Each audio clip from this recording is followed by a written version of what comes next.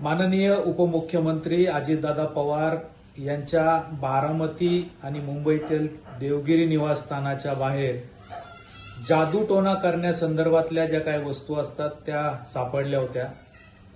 हा कॅप्टन खरात आणि त्याच्याशी संबंधित असलेल्या लोकांनी हा उपद्व्याप केला होता का? अजितदादांवर असा काही जादूटोणा, मंत्र मारणं, अशा वेगवेगळ्या काळ्या जादू करणं असा काही प्रकार होता का? याचीही आता चौकशी झाली पाहिजे असं आम्हाला वाटतं.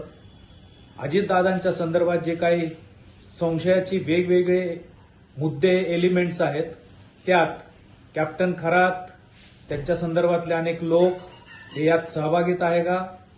त्यांचीही चौकशी झाली पाहिजे. महाराष्ट्रात जादूटोणा विरोधी कायदा आपण केलेला आहे. त्या कायद्यानुसार तसाही गुन्हा यांच्यावर दाखल केला पाहिजे. ही अतिशय गंभीर गोष्ट आहे. महिला अत्याचाराच्या गुन्ह्यांसंदर्भात जी चौकशी चालू आहे त्यात या गोष्टींचाही समावेश झाला पाहिजे अशी आमची मागणी आहे.